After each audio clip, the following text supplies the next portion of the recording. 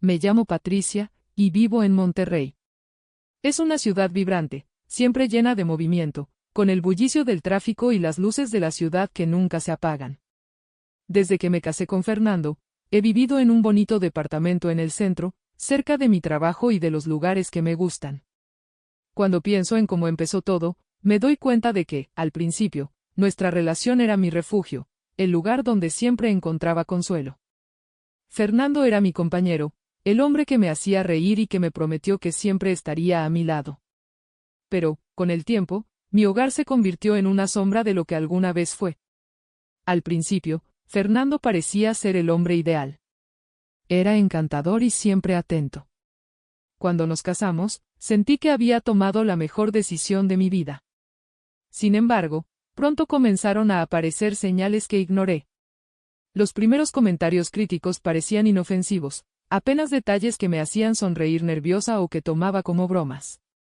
Si la comida no le gustaba, hacía un comentario sarcástico sobre cómo las recetas tradicionales ya no eran lo mismo. Si algo no estaba limpio a su gusto, señalaba que una esposa siempre debía cuidar su hogar. Creí que era algo normal, y me convencí de que solo quería ayudarme a mejorar. Con el tiempo, sus críticas se volvieron más constantes, y las bromas empezaron a dolerme. Un día, mientras estábamos cenando, le conté emocionada sobre una posible promoción en mi trabajo. Había trabajado duro para llegar a ese punto y quería compartir mi alegría con él. Pero, en lugar de felicitarme, Fernando solo sonrió y dijo: «No creo que necesites esa presión extra, Patricia. Además, alguien tiene que cuidar de la casa, ¿no?». Me reí, incómoda, pero al ver su expresión seria, supe que no lo decía en broma. Sentí como la emoción se desvanecía, y la inseguridad comenzó a apoderarse de mí. ¿Acaso estaba siendo egoísta por querer avanzar en mi carrera? Esa noche, dudé de mis propias ambiciones, y, al final, decidí no perseguir la promoción. Pensé que estaba haciendo lo correcto al priorizar a mi familia, pero, en el fondo, sentía que estaba perdiendo algo importante de mí misma. Las cosas empeoraron con el tiempo. Fernando encontró la manera de criticar casi todo lo que hacía. Si llegaba a casa cansada, me miraba con desaprobación y decía: «Te la pasas quejándote del trabajo, pero parece que ni siquiera haces bien tu parte aquí en casa». Esas palabras me lastimaban, pero siempre encontraba la manera de justificarlas. Me decía a mí misma que él solo quería que yo mejorara, que no debía tomarlo a mal. Sin embargo, con el tiempo, comencé a notar cómo esas críticas me afectaban. Empecé a ser más cautelosa, a evitar contarle mis ideas o logros, por miedo a que él me hiciera sentir mal por ello. Había llegado a un punto en el que me preguntaba si realmente era tan inútil y poco valiosa como él me hacía sentir. Una noche, mientras preparaba la cena, accidentalmente rompí un plato. Era solo un plato, pero cuando Fernando escuchó el ruido, vino corriendo a la cocina con una expresión de molestia. «¿Otra vez, Patricia? Siempre eres tan torpe. No puedes hacer nada bien, ¿verdad?», me dijo, y en su voz sentí más que enojo. Había desprecio, algo que me hizo temblar por dentro. Recogí los pedazos, tratando de no llorar, mientras él continuaba con sus quejas. Me sentí pequeña, como si hubiera cometido un error imperdonable. Aquella noche, después de que se fue a dormir, me quedé en el sofá, mirando el techo y preguntándome en qué momento nuestra relación había cambiado tanto. Recordé la Patricia que era antes de casarme, una mujer segura de sí misma, con sueños y planes. Ahora, apenas me reconocía. Mi vida giraba en torno a evitar conflictos, a caminar sobre un terreno minado, tratando de no desencadenar su ira. Empecé a notar que incluso mis amigas y mi familia parecían distantes. Dejé de salir con ellas, de asistir a las reuniones familiares, porque sabía que Fernando no quería que lo hiciera. Cada vez que mencionaba alguna salida, me miraba con desaprobación y me decía que era una pérdida de tiempo, que yo debía concentrarme en ser una buena esposa. Y yo, deseando evitar problemas, cedía una y otra vez. Un día, mi amiga Silvia, con quien había perdido contacto, me envió un mensaje. Quedamos en vernos en un café cerca de mi trabajo, y aunque tuve miedo de decirle a Fernando, decidí ir de todos modos. Me hacía falta ver a alguien, hablar, sentirme escuchada. Al verme, Silvia me miró preocupada y me preguntó si todo estaba bien. No supe qué decirle. No quería contarle todo, pero tampoco podía seguir fingiendo que mi vida era perfecta. Le hablé sobre los pequeños comentarios de Fernando, sobre cómo él parecía siempre encontrar algo malo en mí, y sobre cómo me hacía sentir insignificante. Ella me escuchó atentamente, sin juzgar, y luego, con una expresión seria, me dijo algo que nunca olvidaré. Patricia, eso que describes no es normal. Nadie tiene derecho a hacerte sentir así, mucho menos alguien que debería amarte y apoyarte. Has perdido esa luz que siempre tenías. Tú eres fuerte, y no puedes permitir que él te apague de esa manera. Sus palabras me hicieron reflexionar. Cuando volví a casa esa noche, no podía dejar de pensar en lo que Silvia me había dicho.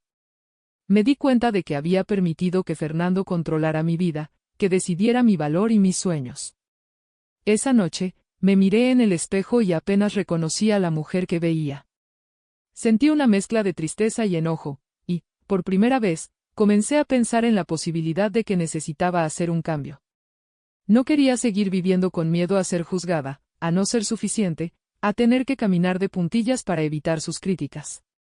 Durante las semanas siguientes, traté de hablar con él sobre cómo me sentía, pero cada vez que lo hacía, él se burlaba y me decía que estaba exagerando. Eres tan sensible, Patricia, repetía una y otra vez. Me decía que debía ser agradecida, que había muchas mujeres que desearían tener a un hombre que las ayudara a mejorar. Con el tiempo, comencé a darme cuenta de que nunca iba a reconocer el daño que me hacía. Fernando estaba tan convencido de su propia versión de las cosas que, para él, yo siempre sería el problema. Empecé a pensar seriamente en lo que quería para mí. Me merecía ser feliz, tener la oportunidad de ser escuchada, de ser valorada. Sabía que el camino no sería fácil, que romper con alguien que había sido mi compañero por tanto tiempo sería doloroso. Pero también entendí que la Patricia que solía ser, la mujer segura y fuerte que alguna vez fui, no había desaparecido. Estaba ahí, esperando que yo tomara la decisión de liberarla. Después de aquella conversación con Silvia, no pude dejar de pensar en todo lo que había aguantado. Me di cuenta de que había estado viviendo con miedo, permitiendo que Fernando definiera cada aspecto de mi vida, desde mis aspiraciones hasta mis relaciones con amigos y familia. Fue entonces cuando supe que tenía que tomar una decisión, una que definiría el resto de mi vida. Esa noche, me senté sola en la sala después de que Fernando se fue a dormir. Pensé en los últimos años, en cómo me había transformado en alguien que apenas reconocía. Recordé las noches que pasé llorando en silencio, los momentos en los que me sentí pequeña e insuficiente, y comprendí que no podía seguir permitiendo que él tuviera ese poder sobre mí. Sabía que me esperaba un camino difícil, pero también sabía que no podía retroceder. A la mañana siguiente, me armé de valor y decidí hablar con él. Quería que entendiera el daño que me había hecho, y que, si realmente me amaba, debía ser capaz de apoyarme en lugar de destruirme con sus críticas constantes. Pero cuando me acerqué a él y traté de explicarle cómo me sentía, apenas me escuchó. «¿Otra vez con tus dramas, Patricia?», me dijo, con una expresión cansada. «Siempre te quejas de todo. No puedes ser tan sensible. Yo solo te digo las cosas como son, para que mejores». Sentí que el último rastro de esperanza que tenía se desmoronaba. Él nunca iba a cambiar. Sabía que no tenía sentido discutir, y en ese momento, comprendí que tenía que alejarme. No podía obligarlo a entenderme, pero sí podía decidir cómo vivir mi vida. Durante las siguientes semanas, empecé a hacer planes para independizarme. Sabía que sería complicado, pero también me di cuenta de que ya no tenía miedo. Había llegado a un punto en el que mi dignidad valía más que el temor a estar sola. Comencé a buscar un lugar donde pudiera vivir, y poco a poco, fui organizando todo para marcharme de manera segura. No le conté a Fernando de mis planes. Sabía que él no entendería ni me apoyaría. Sentía que, si le daba la oportunidad, trataría de manipularme para hacerme quedar, y no podía permitirlo. Un día, mientras recogía algunas de mis cosas, Fernando entró a la habitación y me miró con curiosidad. ¿Qué estás haciendo?, preguntó, notando las cajas en las que empecé a guardar mis pertenencias. Lo miré y, por primera vez, sentí una calma que nunca había experimentado antes. Me armé de valor y le dije, sin rodeos. Me voy, Fernando. No puedo seguir aquí. No puedo seguir viviendo en una relación donde no me siento valorada ni respetada. Necesito recuperar mi vida. Al principio, se quedó en silencio, claramente sorprendido.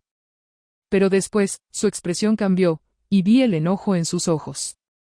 ¿Así de fácil? ¿Te vas porque no puedes soportar un poco de crítica? Qué fácil es rendirse, Patricia. Eres una ingrata. He hecho todo por ti, y así me pagas, dijo, levantando la voz. Pero esta vez, sus palabras no me hicieron daño. Sabía que estaba tratando de manipularme, de hacerme sentir culpable. Pero ya no tenía poder sobre mí. Lo miré con serenidad, sin responderle, tomé la última de mis cosas y salí de la habitación. Sabía que él no entendería, pero eso ya no me importaba. Mi prioridad era mi paz, mi bienestar, y no estaba dispuesta a sacrificarlo por nadie. Después de aquel día, me mudé al departamento que había alquilado. Era pequeño, pero estaba lleno de luz, y lo sentí como un verdadero hogar desde el momento en que puse un pie en él. Por primera vez en años, respiré tranquila. No tenía que justificarme ni vivir con el miedo a ser juzgada. No sabía cómo sería el futuro, pero estaba segura de una cosa: había tomado la mejor decisión para mí. Al principio, la soledad me pesaba, pero poco a poco, empecé a redescubrirme. Volví a retomar mis hobbies, cosas que había abandonado para ser una buena esposa, como Fernando solía decir. Comencé a pasar tiempo con amigos, a reír sin miedo a ser interrumpida, a disfrutar de la libertad de poder ser yo misma. Era como si hubiera recuperado una parte de mí que pensé que había desaparecido para siempre. Un día, Silvia vino a visitarme. Al verme, sonrió y me dijo que me veía diferente, que irradiaba una felicidad que hacía tiempo no veía en mí. Le conté todo, y al final, me abrazó con cariño. Estoy orgullosa de ti, Patricia. Sé que no fue fácil, pero hiciste lo correcto. Ahora tienes la oportunidad de construir una vida en la que seas verdaderamente feliz. Esas palabras me llenaron de esperanza. Comprendí que la felicidad no viene de una relación o de alguien que te haga sentir valorada, sino de la libertad de ser tú misma, de sentirte en paz con quien eres. Recuperé mi autoestima y mi dignidad, y por primera vez, comprendí que merecía una vida plena. Meses después, Fernando trató de contactarme. Me escribió mensajes, diciéndome que había cambiado, que se había dado cuenta de sus errores. Me dijo que yo le hacía falta, que quería que volviéramos a intentarlo. Por un instante, me sentí tentada, pero luego recordé todo lo que había pasado. Sabía que él nunca cambiaría, y que volver con él sería regresar a una vida de sombras y críticas. Le respondí con un simple mensaje: ya no soy la misma persona. Me despedí sin rencores, entendiendo que había cerrado un capítulo doloroso de mi vida y que no había vuelta atrás.